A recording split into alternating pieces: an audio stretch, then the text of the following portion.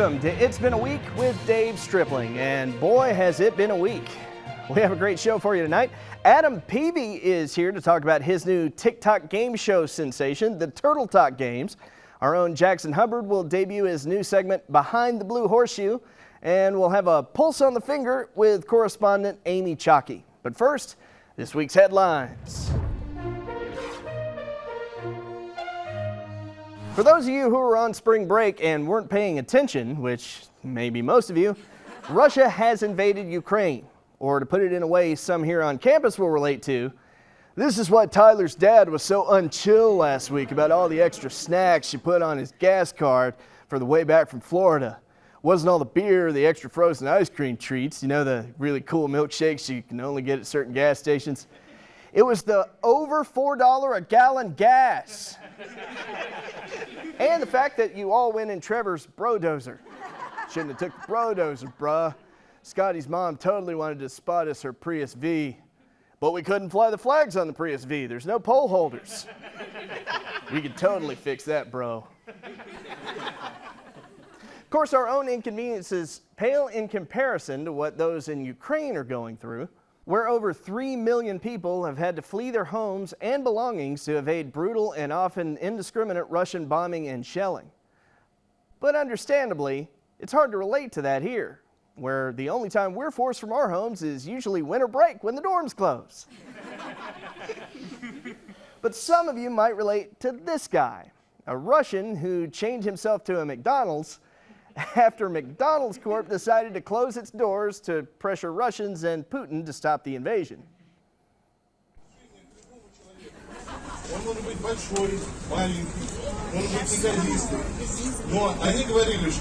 I know you don't speak Russian, but what he's saying was, they fed us this food for 30 years and now they are leaving us. The sanctions are depriving me of the food that I've eaten all my life.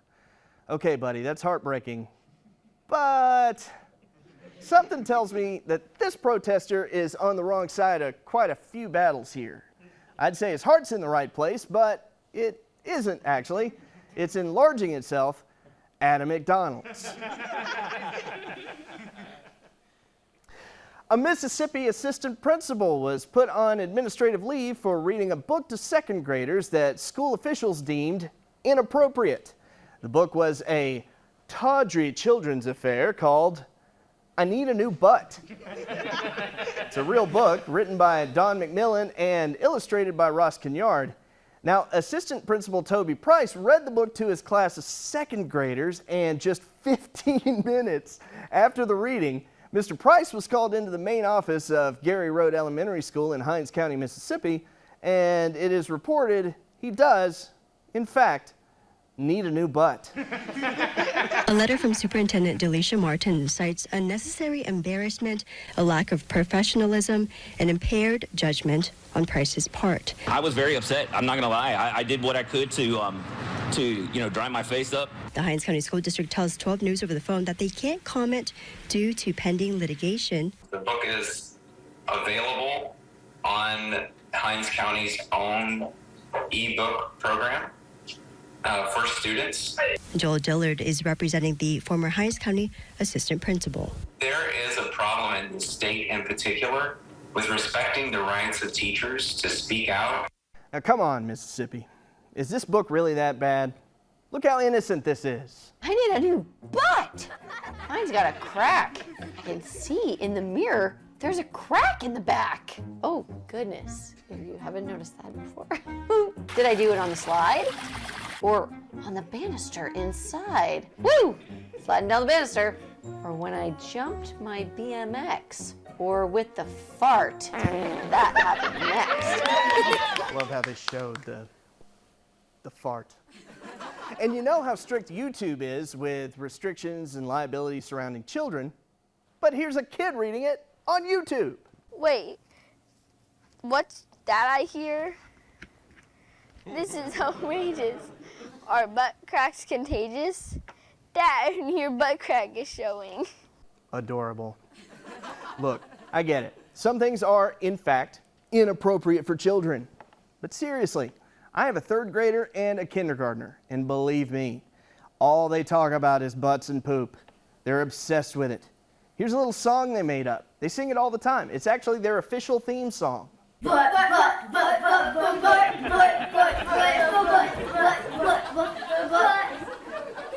It's not something filthy. It's just funny to them. And it's just about all they've done in life so far. It isn't like they can write observational humor about their midlife crises. Plus, Mississippi, did you really need to bring more attention to the South's whole banned books thing? I say, bring Principal Toby Price up here to Tennessee, to Rutherford County for an interview. We promise we won't fire you here. No, not over something so silly and non-controversial as a book about butts. No, sir. Just don't read the kids' other books that we find inappropriate. You know, books about racial history or social injustice or gender or, things that make certain people around here uncomfortable. I mean, don't get me wrong, feel free to talk about butts, good sir. Just don't talk about how generations of us treated people like.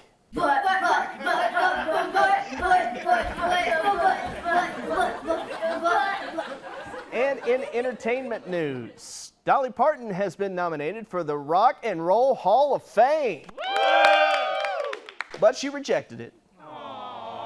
The country music icon, Tennessean, and queen of everything awesome said on social media, "I don't feel I've earned that right. I really don't want votes split because of me." Aw. Okay, Dolly, I get that. And that's really nice of you. But we urge you to reconsider. I mean, who do you suppose you'll be taking votes from? Rock legends like A Tribe Called Quest? Or maybe Lionel Richie? Hello?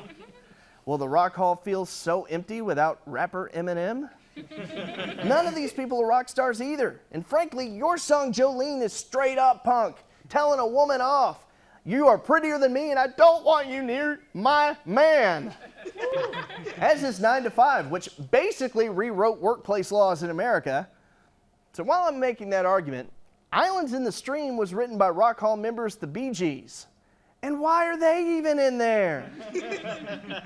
I get that you're technically country and not rock, but are you too country to be in the hallowed halls of rock alongside Jimmy Rogers, Hank Williams, Chet Atkins, Johnny Cash, Elvis, the Everly Brothers, Bill Monroe, Bob Wills, Brenda Lee, Floyd Kramer, Sam Phillips, Sun Records? Come on. All those folks are in both the Country Music Hall of Fame and the Rock and Roll Hall of Fame. Of course, some rock icons like Dee Snider of Twisted Sister and Richie Faulkner of Judas Priest have praised Dolly for declining the nomination. But wait, not so fast, Richie Faulkner of Judas Priest. It's your band that might not make it if Dolly gets the votes, isn't it? Come on, Richie. You're not even an original member. Don't pile on. But seriously, folks, it isn't like enshrining Serena Williams in Cooperstown or putting me in the NFL Hall of Fame. You have earned it, Dolly Parton. Come on, Queen Dolly. Reconsider. All right, socialists.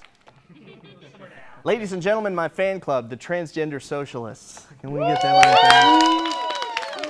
All right, we're going to have more in just a few minutes. Beside the Blue Horseshoe is coming up with Jackson Hubbard. That's going to be next. Followed by our guest, TikTok game show revolutionary and entrepreneur, Adam Peavy. Stick around for more It's Been a Week.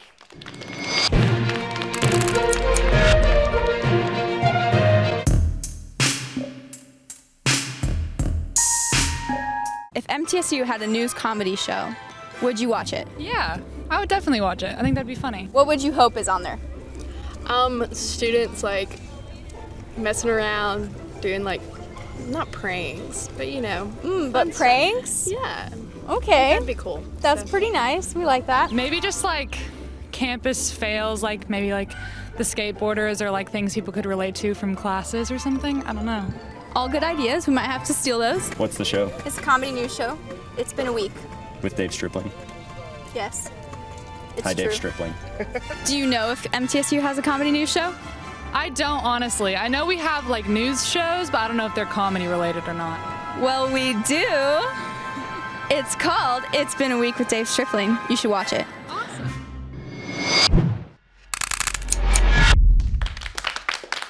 Welcome back to It's Been a Week with Dave Stripling. Tonight, we have a special treat from one of our correspondents, Mr. Jackson Hubbard, who's also our technical director.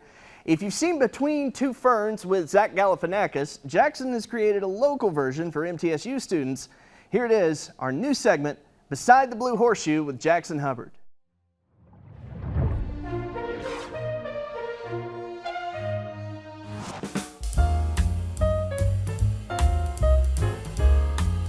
Hello, people who are bored enough to watch this show and watch me talk to this, what's your name? My name is Max. Max. Is it M-A-X, M-A-X-X?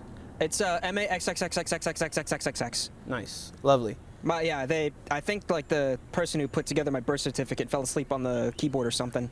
Nice. I've got like 40 X's. I only listed like a couple of them. Okay. So I'm gonna finish this introduction. Welcome to Beside the Blue Horseshoe, this lovely symbol of our fine institution. I have a question. So if you were president for one day and you could make an executive order and they can never touch it, what would you do? Every Tuesday is Taco Tuesday. Seriously, that's it? That's it. World peace right there. Well, I mean, it's just the U.S. That's not world stuff. So would you benefit well, here's from the thing like about that.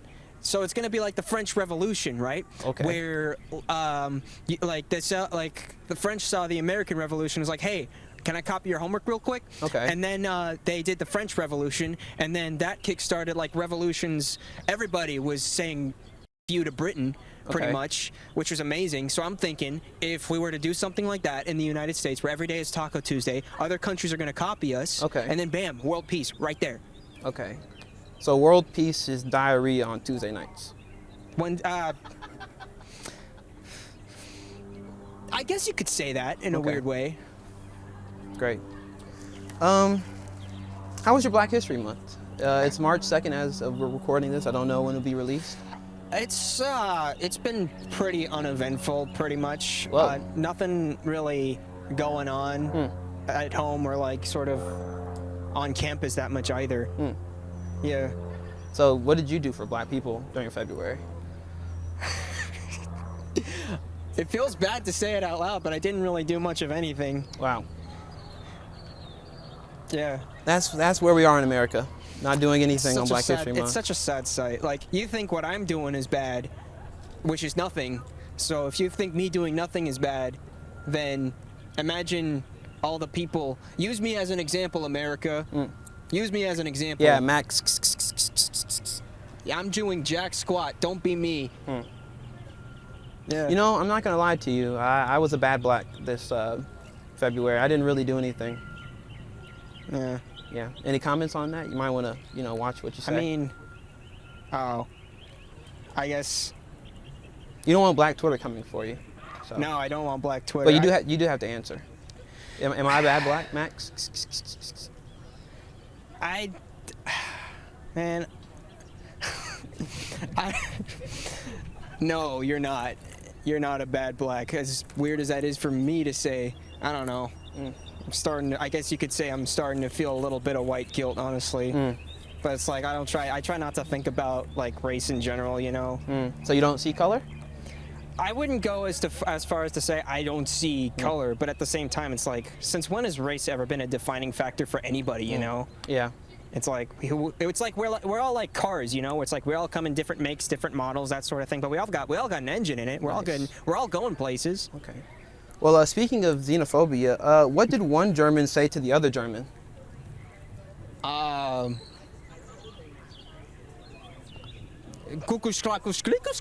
don't know. What does that mean? It means, where's my pretzel? I don't know. It's been years since the last German class I took. The German word for pretzel in German is pretzel. I took a German class. It's not pretzel. I took 3 German classes. It's Schlockel. Schlockel? Schlockel. Okay. Well, the answer to the question is I don't know because I don't speak German. Well, that's all for this episode. Thank you for speaking with me, Max, with a lot of X's. You think I'm a bad Black. You're xenophobic. You speak German. It's nice to meet you. Nice to meet you, too. All right. You can go now. All right. This litter, I don't know. It's 2022. I can do anything I want.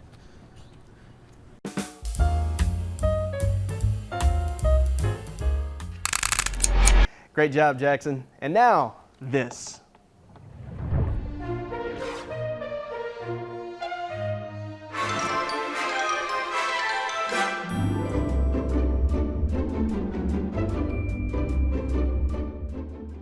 a way to approach people. It may be funny, but it might just be awkward.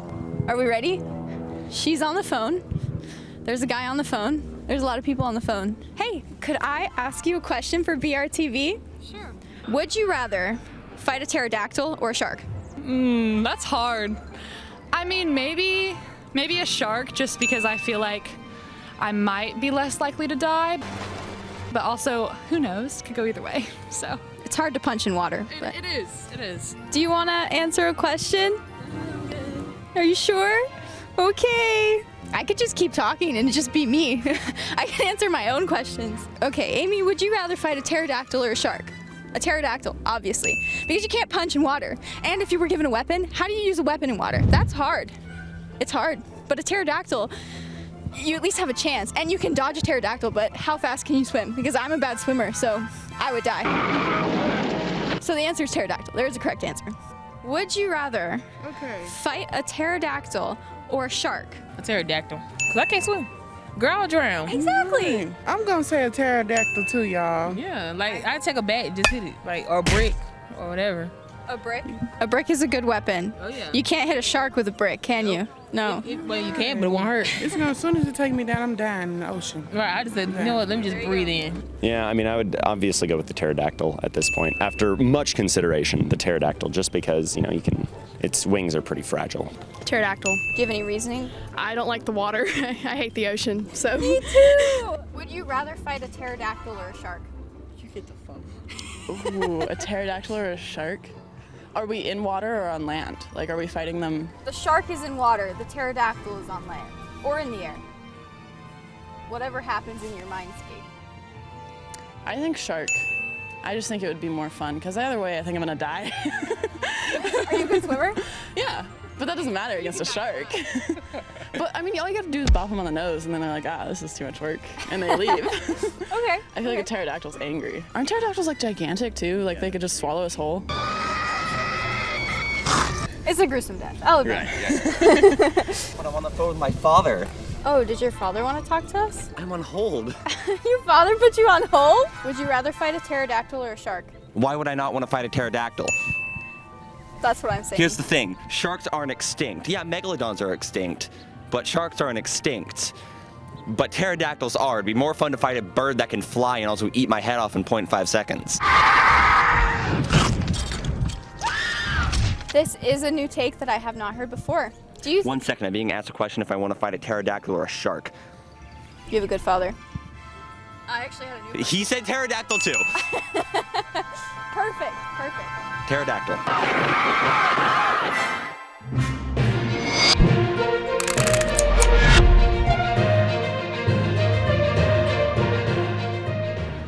Welcome back. Our guest tonight is a remarkable student here at MTSU and the lighting guy for our show. He has a new game show that's a huge sensation on TikTok called the Turtle Talk Games. Let's welcome Adam PEAVY. So Adam, now, pardon me, I am kind of old. I am 43 years old as of this taping. So explain this to me. This is a game show? Yes, this is a game show. It is something everyone on TikTok can participate in as long as they enter before the game starts. Okay. Well, you were telling me in class or earlier, I think, that it's kind of a game show. It's kind of not. I mean, it's because it's more of like a participatory, like people get involved with it. They basically follow the account. And it's a game of unfollow me if, so I will say something like unfollow me if you put pepperoni on your pizza or something like that, and then they lose if they fall under the category. So the goal is to just be like the last person standing, but it's not like a whole like, you know, we don't like bring contestants in and like actually have people live. It's just something like the people participate in. But it's unfollow me, so the key is that they unfollow you. So instead of to get followers, you're trying to get them to unfollow you. Yes, essentially. It was kind of just a backwards way to kind of run a TikTok account. See, I had the first account that I had made, I had the idea, it was about a year ago actually, and I didn't think a lot of people would join. It was mainly people from my main account, and I made the account, went to sleep, it had like 300 followers, and I was like, that's fine. And then I woke up and it was like 200,000 followers. I'm like, that's a little less fine. And so So it was just a lot of chaos encompassing, like, I didn't know how to run it, I didn't know what to do, and so it's just been very chaotic is how I describe the game. But yeah, so it kind of just took off, but then So it was I was chaotic, like, but it was successful. It was chaotic, but yes, successful. The one problem with it is because we private the account once the game starts, that no new people are like seeing the account, and so people will like unfollow when they lose, and sometimes they'll just forget that it exists, and so like the numbers have been like slowly dropping, and it's just like I'm like we're gonna have like one person playing by the end of this. We're gonna have like the season like 10, and there'll be like 2 players, and be like, all right, who's gonna last longer? So you started with Unfollow Me If, so now this has developed into a bigger thing. This is the Turtle Talk game. So explain this a little bit to this old man. Well, the Turtle Talk Games was the official like name of the game itself, and it was based on the phrase "Unfollow Me If," but we decided to kind of morph it to be more like, I don't know, like official. So there's like the official like Turtle Talk Games logo. It's just like a TTG is how you like condense it down. And so it's basically like we haven't had any other games other than Unfollow Me If, but it kind of opens it up to where like if we wanted to do, we've considered doing mini games. As I'm not the only one who runs it. I do have like other people, like the moderators. There are 3 that also help out. But we've considered doing like mini games, so like more subsections. But currently, it's literally just Unfollow Me If. It's just like the one like Turtle Talk game that everyone knows is that one. So you've brought a clip. We're going to play the clip.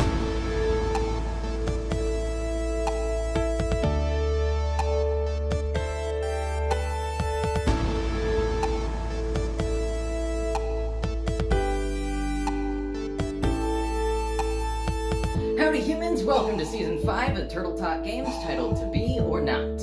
As some of you may know, for the season we will display 2 answers on the board, and they will light up green if they are to be in the game, and pink if they are not to be in the game. Let's get started. For round 1, our question is, which day of the week would you get rid of? And the 2 answers on the board are Tuesday and Saturday. And they are not to be in the game. Unfollow me if you put Tuesday or Saturday. And congratulations to all of you who put any of the other answers. You have made it to round 2. Explain what's going on in the clip. Season 5, so that's basically how the rounds are displayed. So the theme for Season 5 was to be or not. So we basically either kept 2 items that were answers that people gave, or we like kicked 2. So it was, depending on how many answers there were, it could be really good or really bad. Because there was one, we had, what's the superior M&Ms? And we only kept 2 of them. There were 14 options. I did not know that there were that many M&Ms when I was looking things up. I did not know there's one called Coffee Nut. I've never heard of it. Coffee Nut. Coffee Nut M&Ms. I don't know. But people were really mad because we only kept, I think it was white chocolate and dark chocolate. And they're like, who has those ever? And so we were just, I guess we were really mean with it, but we actually lost everybody in the game. Had to invite people back for a finale after that one. Well, explain this other clip. It looks really interesting as well. What is in this other clip that you have? The other clip that I have is actually something that essentially led to the Turtle Talk games. It was something, it was this clip of Don't Test Me. It was this original challenge I did on my main page of Turtle PEAVY. That's Turtle's like my online name. That's kind of where Turtle Talk Games came about. It was basically, if you follow me and I follow you back and you send me TikToks, I will spam you with TikToks in return. Don't test me. And so you can imagine what people then did. They tested me. I got so many DMs. I still have like 24,000 unread messages, but I was starting to do challenges for people to get the follow back. And it sort of just morphed into the Turtle Talk games because people are like, well, you're not going to get that many people you can actually like keep up with doing all these challenges, or people liked the challenges. And I was like, you know what, maybe I could turn this into something else. So explain to me, like I am an old man, let's just pretend here. How do I get into this game if I want to play? What do I do? So for this game, we have our main page, which is the Turtle Talk Games. This is on TikTok. There's also an Instagram page, but everything is on TikTok. That's where the game takes place. There are updates on this main page, and through there, we have a link tree in the bio, like on our profile, where when the seasons start, or right before they start, we will have in the link tree a button that says admission. And so you click that and it takes you to a Google form that you fill out with your like email and username and then answering all these questions. Everybody loves all the questions. I try to make them as weird as possible sometimes. Like there's one that's like which is the worst like household pet, and it was just like giraffe, skunk, or like a hippopotamus or something like that. So we try to make them interesting questions, and then based off of answers, you know. But that's how you enter the game. And we've kind of switched how people enter the game, because it used to be like where we didn't have a form, and then we're like, we need a form. And then we used to have it where the form was available until the game started, and we're like, well, we're going to close it and then email people, because it's this complicated process. But you basically fill out an admission form, and then once admission closes, you get sent an email with the name of the account that actually has the game on it, because it's going to be like a private account or something that like is kind of underground, you know, a secret operation, you know, Sure. people don't know about. Yeah. Yeah. So where's the one place? Do you have a website, or what's your TikTok account? What's the one place, or where are the socials that we'll put them all on the screen? What all we have to do, we'll do that. So the page, the TikTok page, is called The Turtle Talk Games. That is officially like the at TOK? Yeah, Turtle TOK Games. All one thing, The Turtle Talk Games. All right. So yeah. So ladies and gentlemen, Adam Peavy.